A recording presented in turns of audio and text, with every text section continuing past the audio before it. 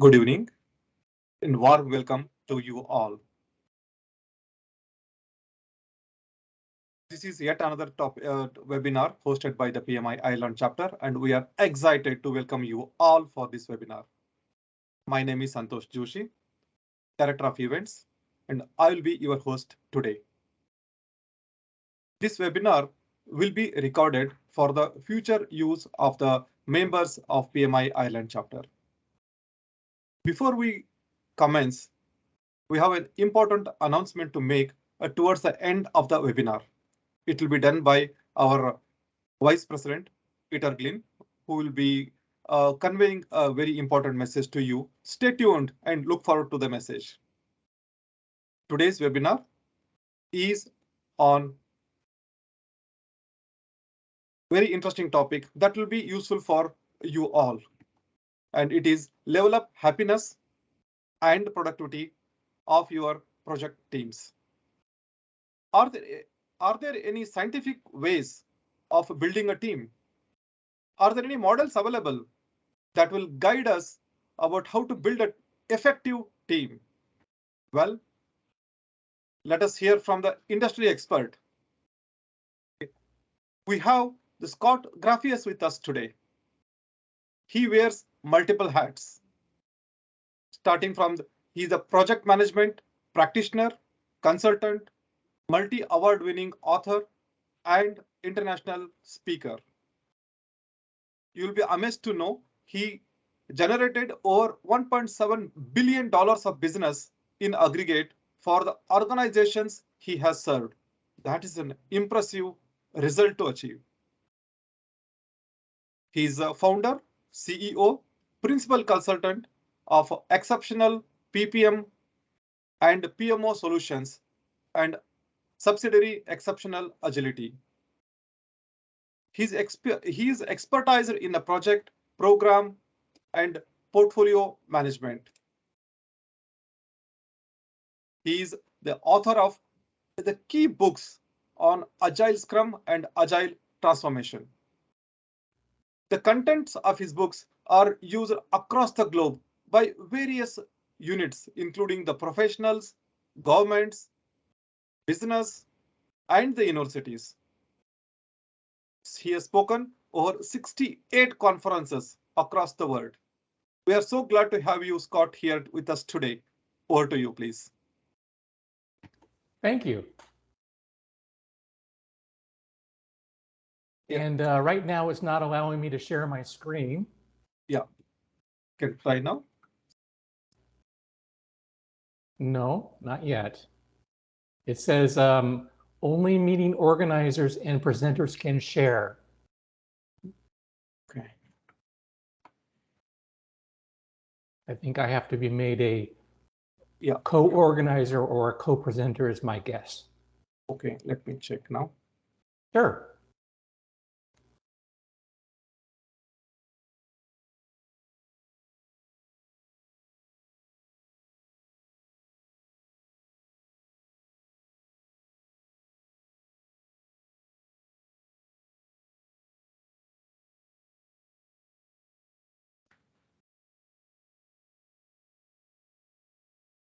Oh, yes, I think I can now. Let me give it a try. Sure. Share my desktop. And in a moment, I'll ask if you can please confirm if you're seeing my slide full screen. Yeah, we can see it now. Excellent. Thank you very much. Again, I'm Scott Graphius, and this is Level Up the Happiness and Productivity of Your Project Teams. I do want to mention up front, for content accessibility purposes, I've deliberately used relatively large size fonts wherever possible and high contrast elements. And I'll be describing the on-screen content. You know, there are some slides, well, it will be word for word, but for most slides, that's not the case. So we're off. Want happier and more productive project teams? Well, who doesn't? So among other things, it takes great leadership, and proven strategies can give you a real advantage. And that's where the phases of team development comes in. It's a framework that's stood the test of time because it's still highly relevant and beneficial. More on that momentarily. So if you're a leader or you aspire to be one, and I would say that if you're in project management, you are a leader, or you're a member of a team or you might be in one in the future, and that's just about everybody else, probably, or you're just looking to develop your skills, then this talk, which is based on Dr. Bruce Wayne Tuckman's groundbreaking model, but with an entirely fresh angle, among other things, 0% theory, 100% practical, usable information for working in and leading teams successfully.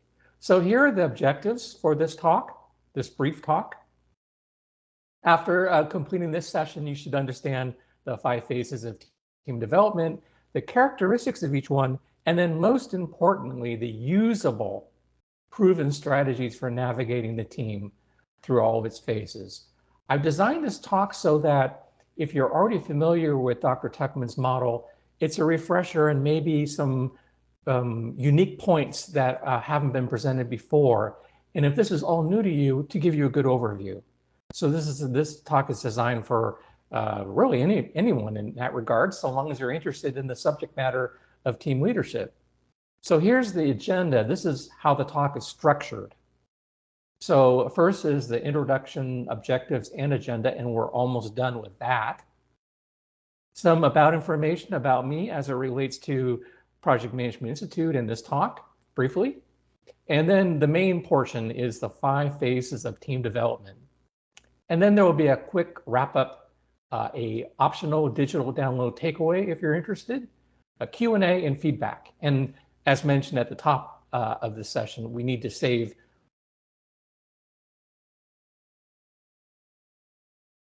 so we'll build that into this hour together. So here's some information about me. Some of it's already been covered, so I'll kind of skip through a bit of it. But I'm an Agile project management practitioner, consultant, author, and speaker. And I'm honored to have spoken at 21 countries around the world.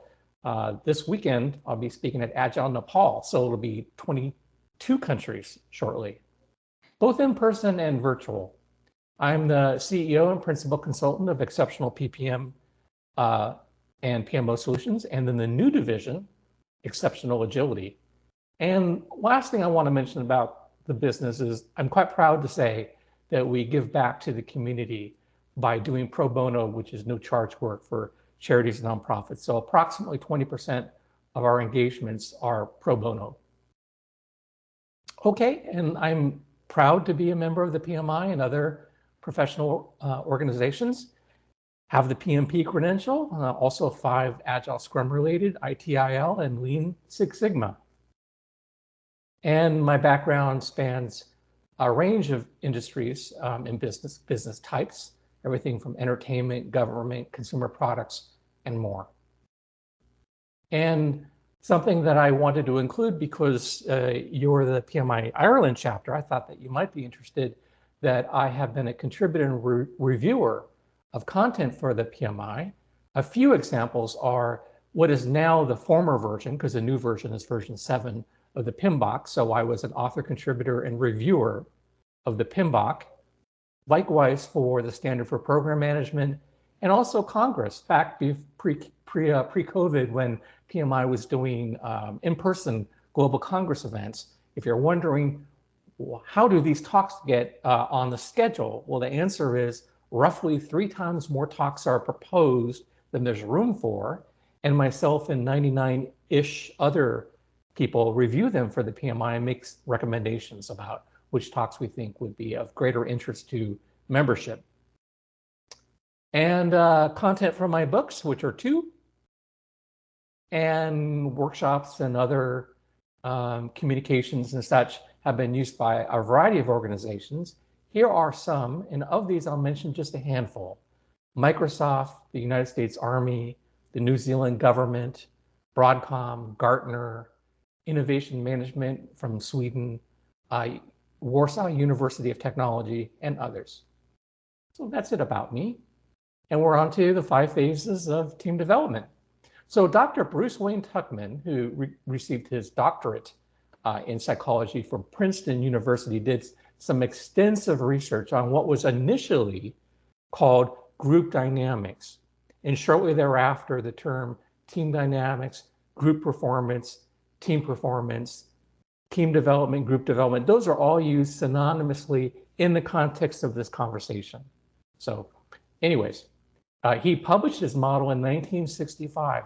Why, you might wonder, the heck are we talking about something from 1965? Well, because it's still relevant and beneficial. And here are some examples. Well, first of all, this talk does draw on my own firsthand real-world experience using the model. But it is supported by significant research and recommendations from a host of organizations. So I drew from over 65 references that are available to you in the detailed bibliography, along with a main visual as an optional digital download. You have not seen the main visual yet, I realize, but I do want to share that I take my responsibility as a presenter on the subject quite seriously. And I know the literature, the research inside and out, everything from Dr. Tuckman's original research and the decades of research since. These are just some examples of organizations that are advocating, promoting, and talking about the values of the model. And the reason I wanted to show some of them here, there's more, grand total 65 in the bibliography, is to show you, of course, there's a Project Management Institute. I'll just mention a few of them, right? Scrum Alliance, IBM, Microsoft, MIT, SANS Institute, and the list goes on and on. Google in the upper left-hand corner. So these are all organizations that are using and have advocated the benefits of this model. Again, they're all in the bibliography. And to underscore the continuing current relevance and model, of value rather, of the model, those examples I showed you were all published in the last 10 years. And many of them were published actually in the last year. So they are still, the model is still being used. And I don't know about you, but if you have studied for and passed the PMP exam, there were questions about Dr. Tuckman's model in it when I took it. And they're constantly changing the questions in the exam, I realized, but there's a chance you were already familiar with the model. So I don't know about you, but usually when people talk about models, one of the better ways to really examine it is to have it in a visual context. And so what I decided to do was, for me, at least for this talk, clip art just does not work, no clip art. And there's absolutely no stock photos and no generic content. It's all custom developed, custom photos, custom images, and the like. So all custom. And so here is a main visual that we'll be navigating momentarily. As mentioned at the top of the talk, I have used large size fonts wherever possible. It won't be the case here. I just wanted to give you the overview before we delve into the details. So again, momentarily we'll go through and zoom in on the content, and you will be able to make it out on your screen. Right now you probably can't, I realize. But just to give you the overview, what we have is the 5 phases from left to right: forming, storming, norming, performing, and adjourning. Above that, you see a graph across the phases, and it shows performance, usually measured as productivity. And by the way, it also correlates with happiness. So happiness relates with productivity according to the literature, and it's also been my experience as well. And what you have is the first row beneath the main phases, or the 5 phases, are the characteristics. These are what's typically seen in the respective phase according to the literature, to the scientific studies. And it's almost, if you're not familiar or you're not sure, if it isn't certain where the team is, you can almost use it as the diagnostic criteria for understanding or assessing where the team is in that point in time. And then below it, the next row below that, these are the proven strategies. So I did, amongst other things, I went through and extracted from all the literature, the peer-reviewed studies and all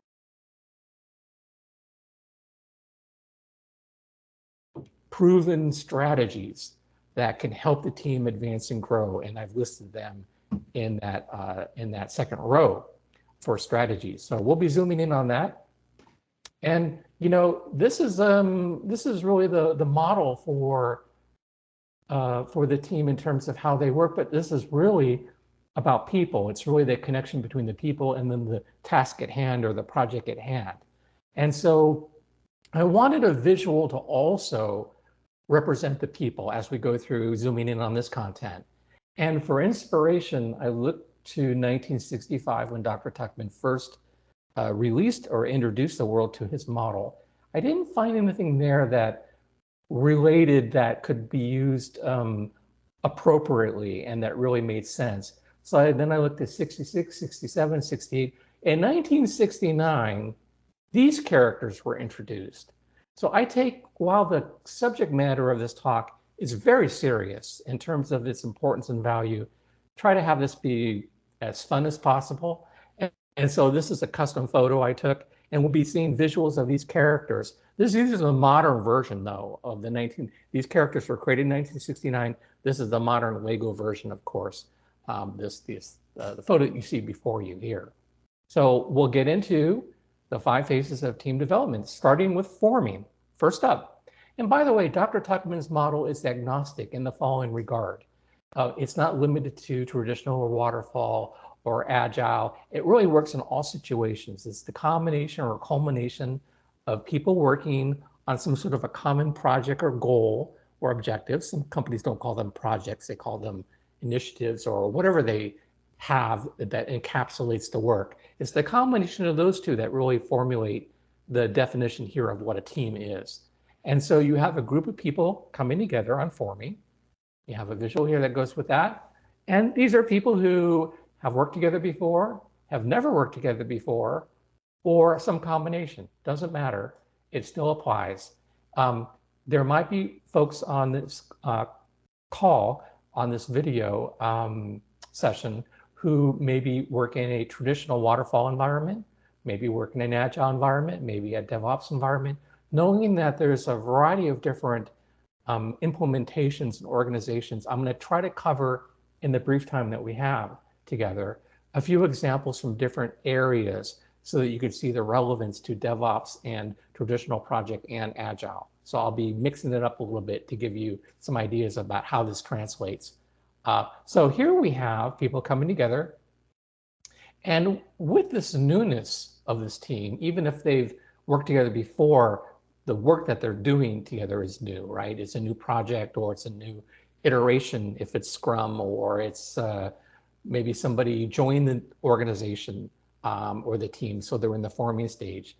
Anyways, with that comes some excitement and eagerness and socializing, and tone-wise, generally, people are polite and sticking to safe topics. But you know, even if information is shared at the beginning, like the mission or the vision or the requirements, high level, what have you, whatever's appropriate to the environment, it's still, according to Dr. Tuckman and other research, it's still very normal to have some team members be very uncertain and unclear about 2 things, about how this project or this,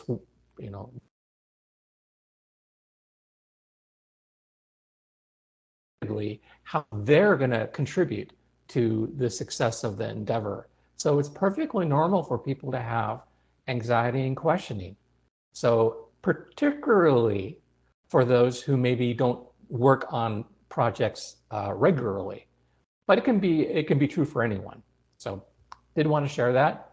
And then once you understand where the team is, here we're talking about forming stage, we have the strategies to help the team grow and advance, which really means move on to the next phase.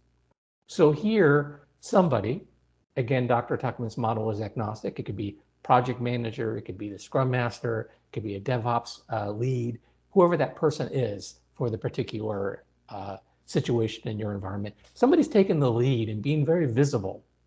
And introductions are very valuable according to the literature, especially for those where you have teams where the team hasn't worked together before, or members of the team haven't worked together before.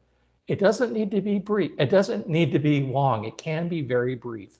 It can be an icebreaker, but you don't have to do an icebreaker. There's different ways to facilitate introductions, but it's worth spending just a few minutes to do introductions at the very beginning of a project, according to the literature. It's very clear about that. Sharing as much information as possible, as early as possible. For example, If it's true, in this hypothetical scenario, if it's true that this project needs to be done by November 1st, well, better to know that now than to know it next month, right? So whatever's known about the project, and sometimes everything's not known up front, but whatever is known, a success criteria or some overarching date or some sort of a objective that needs to be achieved, to share it as early as possible and ensuring response times when there's questions or issues that they're resolved quickly. By the way, these examples here and in subsequent phases, you might think, and you would be right if you did, well, that just sounds like good advice and to do them, to practice these things, throughout the project. And I would generally agree with that. But it's not commonly practiced, however. And the reason that these strategies that are shared here and strategies shared in other phases for those respective phases is these are the ones that are particularly valuable and powerful in terms of helping the team move to the next phase. So these are the most effective, most powerful strategies that can be applied. So after the forming phase, and by the way, Dr. Tuckman does not indicate any time duration for these phases. They can be as brief or as long as they are. Really the goal, though, as you might guess from the name and also the graph above, is to get to the performing phase because that's the highest level of performance and happiness for the team. So storming comes after forming, and it can be very brief or not. But here's what generally are observed during the storming phase. So if you're not sure if that's where the team is, these are some examples. There can be some resistance, which can be based on differences of opinions. And that can also translate to maybe a lack of full participation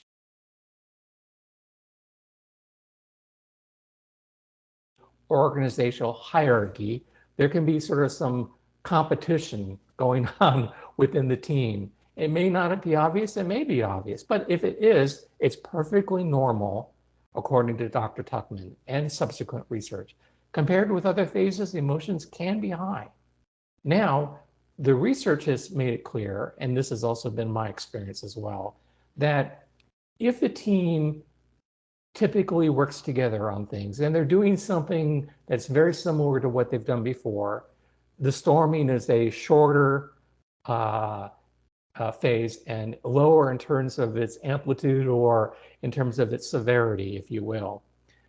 When you have a group of people who haven't worked together before or are being asked to do something the company's never done before, or really both of those, is when, to give you an example, when storming tends to be left unchecked, a longer phase and higher in intensity. Still, here's what you can do to help the team move out of storming quickly or relatively quickly. Requesting and encouraging feedback seems probably quite obvious for all phases, but here's what's really meant by that. Here would be an example from some of the literature. Somebody, again, the project manager, a sponsor, a lead, whoever that person is, who's sort of taking the lead here, says something like, whether it's virtual or whether it's in person, says something like, if you have any questions or concerns, please let me know. And that way we can, tackle them quickly together for everyone's benefit. And maybe that person gives 2 or 3 easy ways to give feedback. Come into my office, or if it's virtual, maybe chat anytime or send me an email, or just make it really frictionless and as easy and as inviting as possible, and make it not a one-off request. Make it a recurring invitation in terms of what's said and the tone for feedback. Because I don't know about you, big issues sometimes are almost self-revealing. Everybody seems to know about them quite quickly. It's the smaller ones that in aggregate can be a bit of a drag on the performance, productivity, and happiness of the team. And by having somebody feel really free and welcome and inviting to report an issue or a problem, even a very, very small one, then you're able to identify it because how would you know otherwise, and facilitate the resolution. So I'm going to jump to the last bullet point here on this slide, and that is building trust by honoring commitments. So there are great books written about trust. Here, it's rather simple. The world is complicated, people are complicated, projects are complicated for sure. Here's what's proven from the literature to really help the team build trust. I'll give you one example in the interest of time. You don't have to be an agile team, but I'll use an agile team example, and then we'll move on. And that is, let's say it's an agile scrum team. And let's say that there's a commitment that we're going to do every workday from 9 to 9:15 local time. We're going to get together in person or virtually, and we're going to talk about, usually the format, something like, what have you done since the last meeting? What are you going to do in the new workday? And any issues or impediments. We're going to do this daily stand-up, or this daily scrum, as it's sometimes called. And we're going to do it every workday, right? That's set at the beginning. And picture yourself when you're on a team, especially if you don't normally work on teams. And let's just say, listen, things happen in the world and the meeting gets canceled. We're not talking about that. Let's say there's a situation where 3 meetings get canceled in a row. Well, not only are you not building trust, you're doing the opposite of building trust in terms of team dynamics. So there are things that can be done to build trust, and that is really simply honoring commitments. It goes a real long ways. I was amazed by exactly how powerful this is, but the literature is quite clear about this. And I have some experience that backs that up as well. So this brings us to the second highest level of performance, the third phase, or stage as it's sometimes referred to as, is norming. And here we have a very different visual. This is not intended to depict any kind of a hierarchy, but rather the connection or the connectivity between the team. Compared with forming and storming, it's a very different visual. I'm going to jump to the last bullet point first. Developing cohesion is really what that visual represents. The team is in a very different state. Compared with earlier phases, the goals are pretty well understood, and that translates to higher confidence and commitment. Team members are typically engaged and supportive. If there was any anxiety earlier, which according to Dr. Tuckman is normal, it is lowered or eliminated during the norming phase. And it bears repeating, developing cohesion. This is the second highest level of performance. There is another phase, phase 4, which is higher, but norming is almost as high as performing for most teams.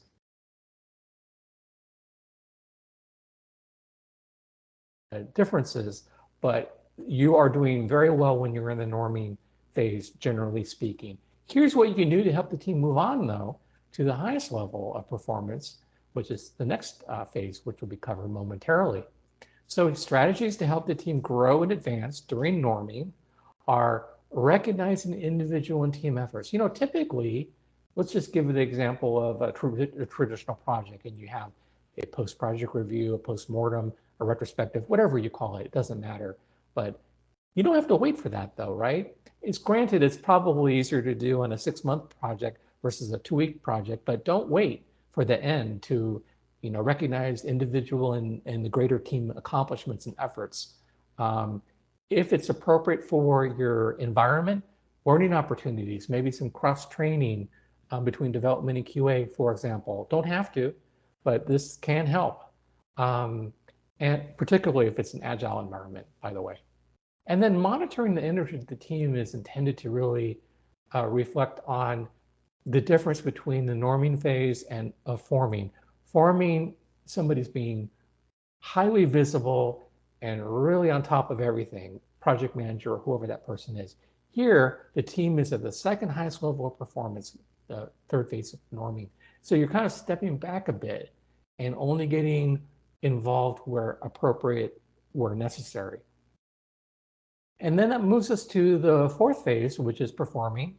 Again, the highest level of performance, and a very different visual depicting all of the sort of interconnectivity amongst the team members.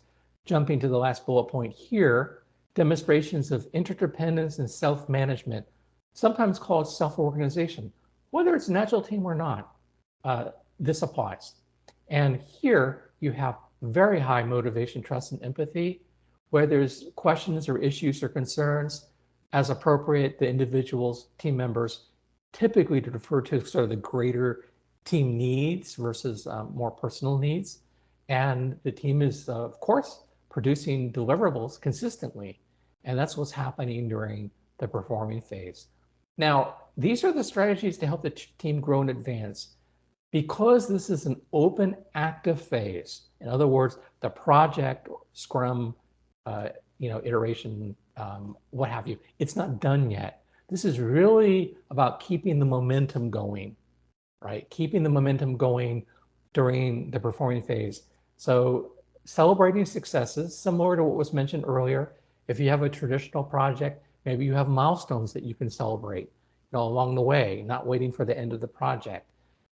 And the team is probably, during this phase, probably already doing collective decision-making and problem solving. If they are, they're being encouraged to continue. If they aren't, you're encouraging them to do so in whatever way is appropriate for your unique organization. And then that brings us to adjourning, which is the fifth phase. And a very different visual here, sort of almost the flip side of forming.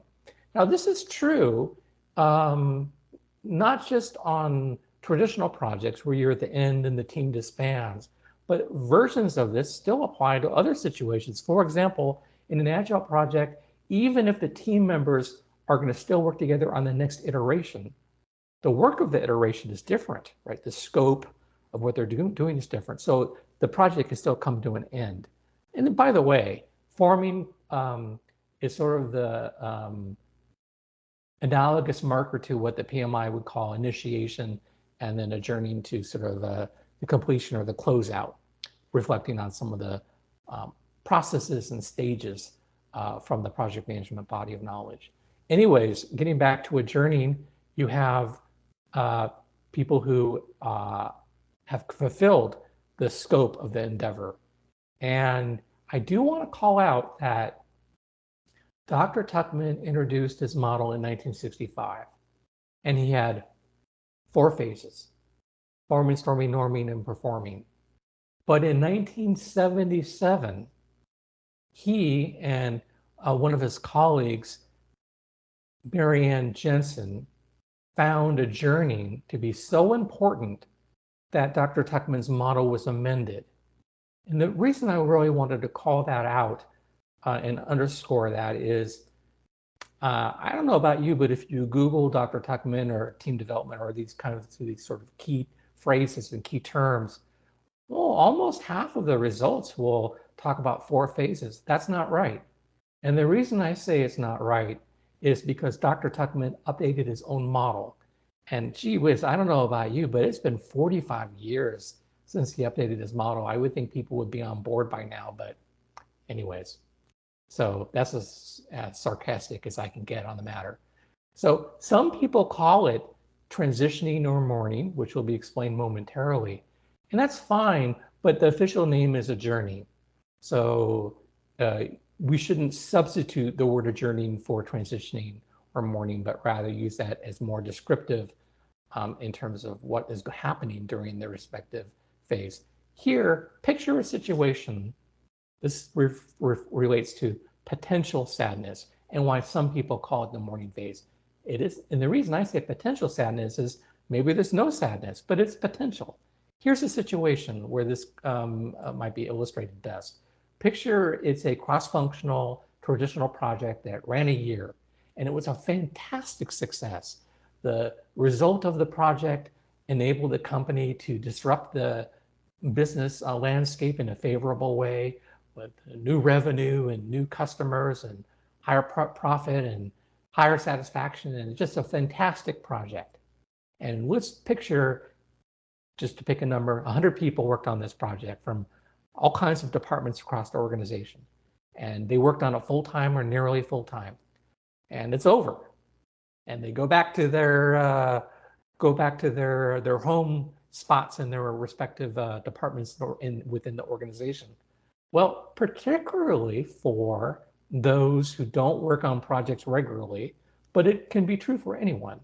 But particularly for those folks, there can be sadness because, on the one hand, there's great success and satisfaction about what was accomplished at the same time.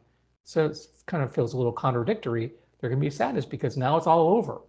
So I just wanted to call that out, that the research is very clear about this, and it is perfectly normal. But here's what can be done about it. And so I would retitle this, because the project is over now, or the scope of the work is over now. These are strategies to help the individuals on the team and the company grow, because the project is done right at this point.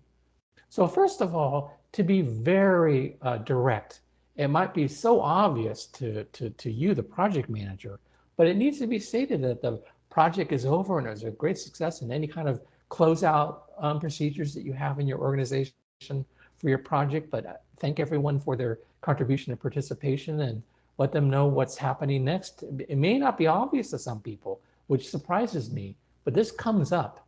So I did want to share it. It's in the literature. That's why it's my presentation. This is certainly an opportunity for what some companies call lessons learned.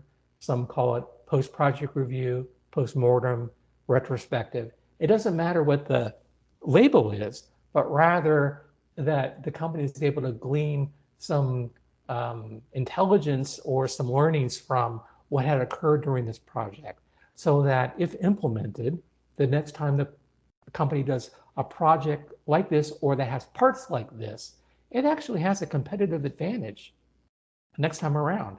So this is the opportunity for sitting down and getting that kind of feedback on the individual and group level. I'm going to jump to, in the interest of time here, to the last bullet point: celebrating the team's accomplishments. This cannot be overemphasized enough. I'll give one or two examples, and then we have to quickly move on here. And that is that this one surprised me. But having somebody, whoever's appropriate in your organization, it may be the CEO, it might be the the vice president of project management or of technology, whoever this person is that is appropriate for your organization, to show some appreciation at a company gathering, at a Zoom call, in an email, whatever the format is. Appreciation for the team's hard work, diligence, professionalism, and results, success, goes a real long ways. This is the part that surprised me. Certainly having that kind of recognition or celebration, whether it's virtual or in person, at a party or otherwise, certainly the members of the team benefit from that. But this is the part that surprised me. It's very clear from the literature. Even people who had nothing to do with the project, there's a huge benefit to them. It's this opportunity where they're seeing how the company appreciates and values, the contributions of members of the organization.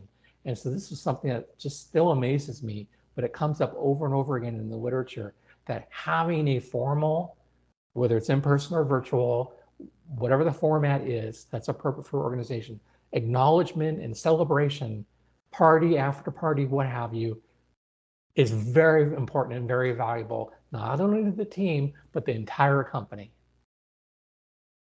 And one more point on the retrospective or the post-project review. I have found two questions. You can ask whatever you like, of course, right? But what went well, what didn't go well, what would you change, or sort of the typical questions. But you can do whatever you'd like. And there are books written on doing these sorts of reviews with fresh ideas. I have found two questions to be extremely unique and extremely powerful in terms of the information that you get from them. And I wanted to share them. And that is, how can we, this is a question for the team to ask and answer, how can we, the team, make an even bigger impact on the company? And then the second one is, how can we, the team, achieve even greater ease of work? So in other words, these are things that maybe wouldn't surface unless you ask the questions a particular way, because these are probably not big issue type questions, but rather little things that can make, especially in aggregate over time, a big difference on the company and in future teams. So those are the highlights from the 5 phases of team development. And I do want to give one more example. I'm checking the clock here. That the direction is normally from left to right. But let's say you're in the performing phase, right? And then let's say that somebody new joins the organization and or somebody new joins the team or leaves the team. And you know that you're in the forming phase if you see the characteristics. What typically happens in most cases is this would be an example where the direction, at least temporarily, goes back to the forming and storming, and you get through norming and back to performing relatively quickly with those proven strategies. But if you're wondering about the direction, there are some examples or some cases that are typical of when the team can sort of drop out of performing. But the good news is if you aren't sure where they are, you've got the characteristics, and then below that in this visual, you have the proven strategies to have the team move on. And once you're already in the performing phase, it's much quicker to get back there again, generally speaking, according to the literature and my own experience. So moving to the conclusion, takeaway, Q&A, and feedback, I'll say in summary that forming, storming, norming, performing, and adjourning, according to Dr. Tuckman, are all necessary and inevitable for teams to grow and deliver results. And this presentation introduced the 5 phases, described the characteristics, and then the most important thing are the usable strategies for navigating the phases from start to finish. And as promised, I have a bibliography, which you obviously can't make out the detail on, but it has 65 sources that this talk was based on. Everything from Google to, of course, Dr. Tuckman's initial research, and many more, for a total of 65. And the main visual that was shown during this talk is the second page of this 2-page high-resolution PDF. So I put this together for you. If you're interested, it is available as a digital download. And if you'd like it, it's available at bit, this is all lowercase. It's available at bit.ly/IRL-7. IRL is sort of short for Ireland. I was trying to find a short URL. This is what I came up with that wasn't already used. So if you like that 2-page high-resolution PDF, put in the URL, and I deliberately have no authentication required to make it as easy and as seamless as possible. It'll maybe take a moment or so to show on your screen. Once it does, you can save it to your computer. This link, this URL, is also on 1 or 2 more slides I have. We're almost done, by the way, on 1 or 2 more slides that I have. So I'm going to move forward here. And we're into the Q&A section. And I'm going to ask if there are any questions in chat or otherwise that people would like to ask about. And I'm going to look at the clock here. It looks like we have approximately 5 minutes, 4 to 5 minutes for Q&A. And then I have, just to give you a preview, just 2 or 3 more slides and we're done. So that's the last slide, second to the last slide. So here we are in Q&A. And are there any questions in chat that anyone is able to voice for me, or any other way of giving your feedback? So I really turn to chapter leadership to let me know if there's any feedback or any questions right now. Yes, Scott, thanks a lot. It is a very detailed one and very useful information. More importantly, something that we can take it to the implement in our real projects and programs, right? So that is why it is very useful. One question is now it makes sense to have a left to right journey on these phases when we are forming, storming, norming, and all. But when any attrition happens, right, and that is where the cycle gets broken, because new people may join, and then even it may not only impact the person joining the team, even the existing team who are already performing in the performing phase may have to go back to the storming or a norming phase, right? So I think. Yes, that's right. What I would say though is I've sort of evolved over time with the literature and my own experience. I kind of evolved my take on the model. So I'll give you 2 quick examples because we're very short on time. And I've seen this happen. These are examples from my own experience. There was a large team, over 100 people. It was a classic project. Some people call it waterfall. And there was somebody who was a key a leadership position on the team, but it was a planned departure. This person knew they were retiring. They knew what the date was. Everybody knew about it. So we had planned ahead, and we had somebody sort of shadowing that person and learning the organization and could step in seamlessly. So even though somebody left the team and that person was a key person, the team still, when you look at the characteristics, it's not like, oh, somebody left, so we're automatically informing or storming or something like that. It's rather, what are the behaviors of the team? Yes, when somebody leaves, it's very common for the team to move to the forming phase, but it's not like anybody consciously says, somebody left, therefore everybody, we're back to forming again. That may or may not be true because of the example I gave you, for example. I'll give you another example. It was an agile team, and it was a Scrum specifically, and it was, I think it was 7 team members, and somebody left unexpectedly. But rather than stopping the project or this Scrum, the iteration, the sprint, we decided to continue, and we got somebody else who joined the team who had never worked with the team before, also to give you additional background on that. And the team was, when you look at the behaviors, you look at the characteristics, they were clearly back and forming. But most of the team members had worked together before, and we were able to quickly acclimate that new person back to, to introduce them to the team and get them quickly acclimated. So before you knew it, they were back and performing again relatively quickly. So it doesn't have to be a long ordeal. The fact that sometimes the team does move from, instead of from left to right, from right to left. But the example, the typical situation for that happening most commonly is somebody leaving or joining the team. In a DevOps environment, just for background for anyone who might be curious, an example of why the team might be moving back to storming is they stopped using nobody new joined, nobody left the team, but they changed their tool sets. They're going to use a whole new set of tool sets and how they work together, right? The tools and how the people work together with these tools. And they were back in the forming phase, giving you that example. So I'm checking the clock here. I think we have 2 or 3 more minutes for 1 or 2 more questions. Sure. Just got the probably one more question that is coming to the mind of the people is about how this model can be implemented in the distributed team, like a remote working teams, or even the geographically distributed teams, right? Any other tips and techniques for that? Yes. So I believe very wisely, Dr. Tuckman made his model very agnostic in many dimensions and regards, not just in terms of project types, but whether the team is co-located or not. One of them, for anyone in the practicing Agile or Scrum, one of the preferences or one of the ideals is for people to be co-located, right, in the same location, the same office, the same building.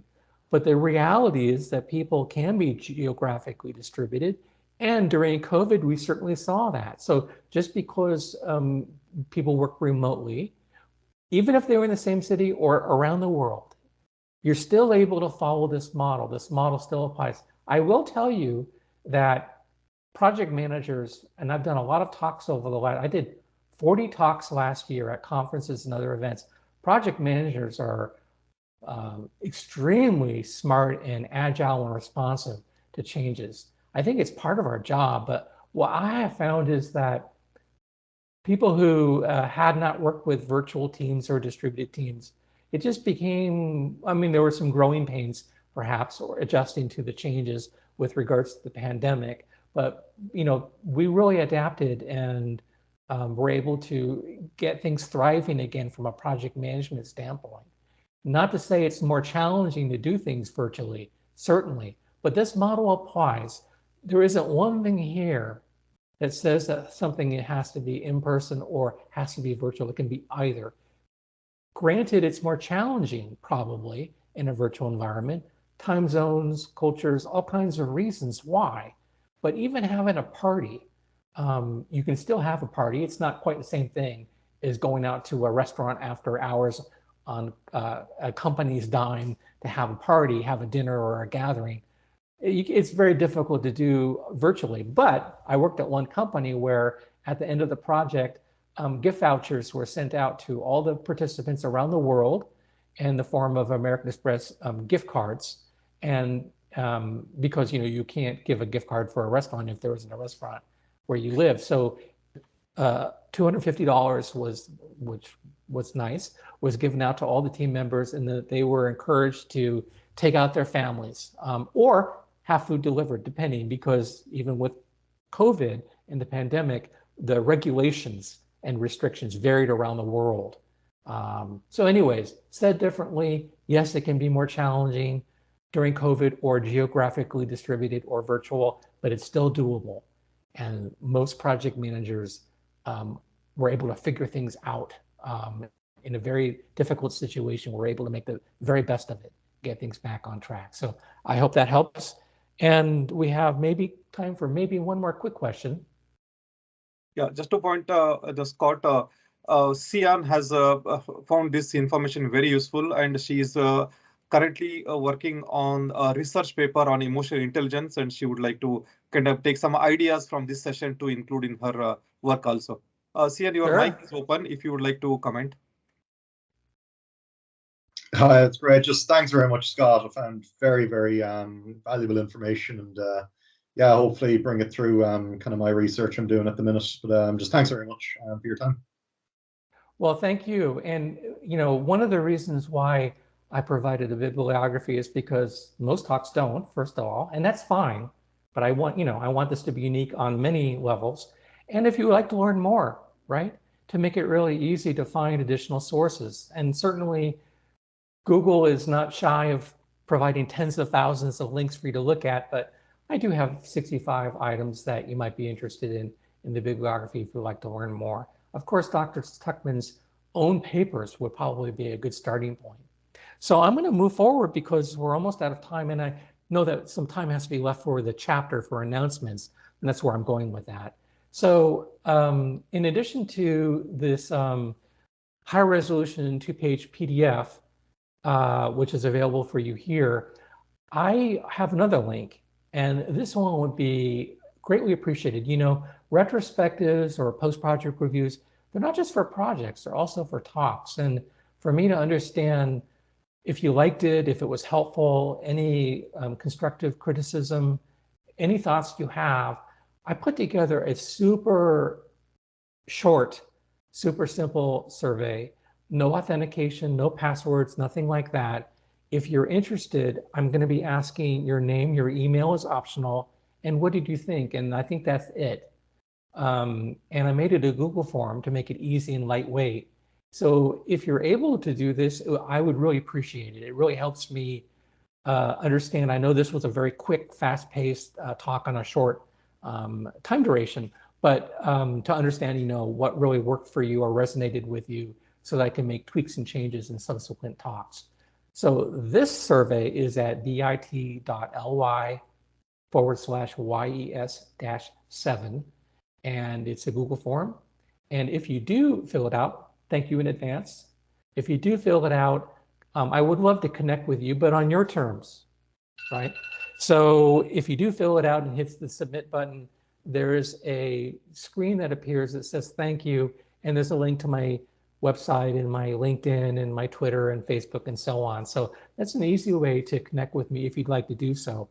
Otherwise, the visual, the 2-page high resolution PDF download, in the footer of it, there's my website and my Twitter and so on in there. So it's another way for you to connect with me if you'd like to do that. So in closing, I hope you're able to leverage the proven strategies to help the teams and your own happiness, productivity, and success.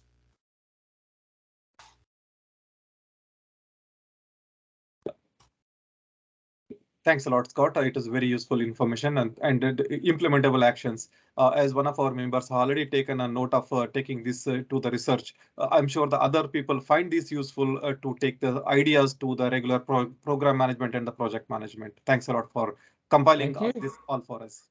Thank you, and back to you. Thanks a lot.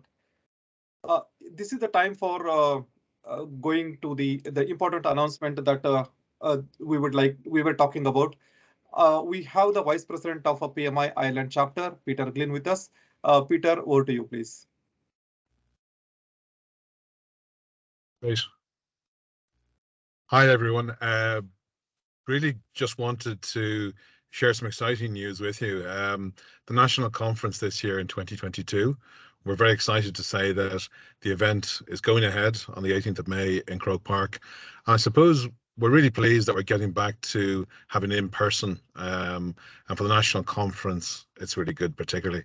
I suppose I just wanted to sort of bring your attention to where the focus of this year's conference is around future-proofing your career.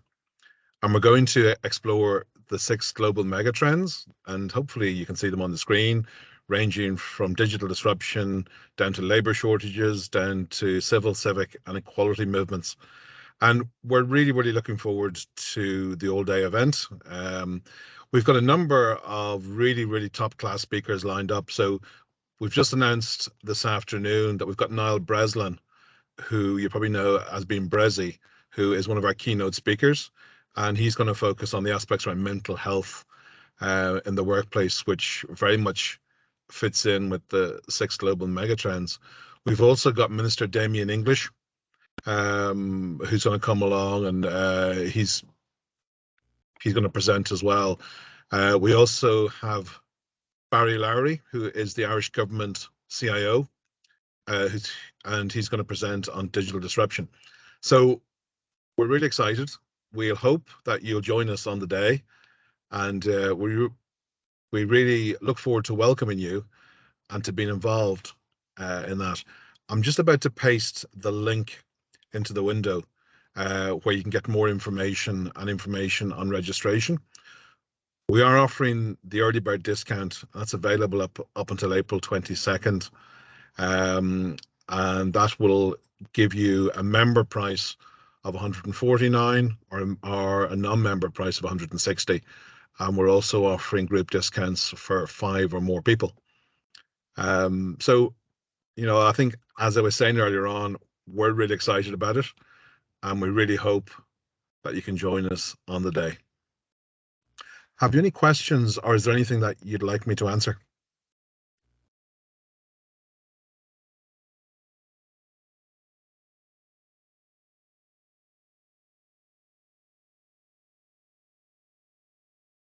No, Peter, thanks a lot for bringing this up. I think I think we have we got one question there? Yeah. So it said, hi, the world is moving to hybrid working.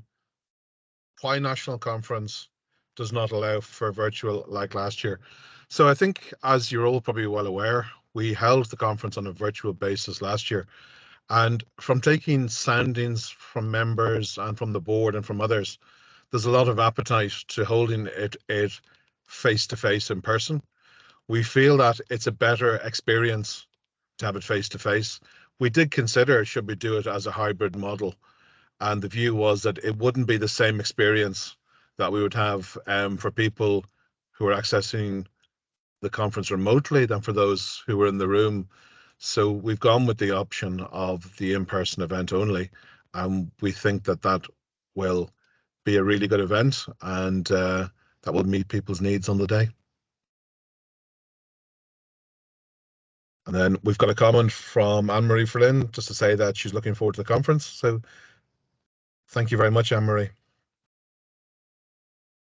Great. So that just in summary, the conference is on the 18th of May. We have an all day in Croke Park, and we're really looking forward to seeing you on the day, and a big welcome for everybody. Thanks, Santosh. Thanks a lot, Peter. It was, we are all excited to join this national conference. This is going to be the in-person conference after a long COVID break we all got, right? So really excited to join this session. I hope we will have many people joining us for this national conference session. Team, moving to the next one, right? This is regarding, we are almost towards the end of the session now. This is for the PDUs that you will get. As you all know, you will get a PDU for attending this session. one PDU will be allocated. If you have already logged in, registered with the PMI ID, then you will get the PDU credits automatically credited to your account. If you have not registered with your PMI ID, you can still claim the PDU through the PDU claim code shown on the screen. You can make a note of this. So we hope you enjoyed this session and you got implementable actions through this session. And we thank you for your time and you have a nice evening. Thank you. Have a nice day. Bye. Thanks, everybody.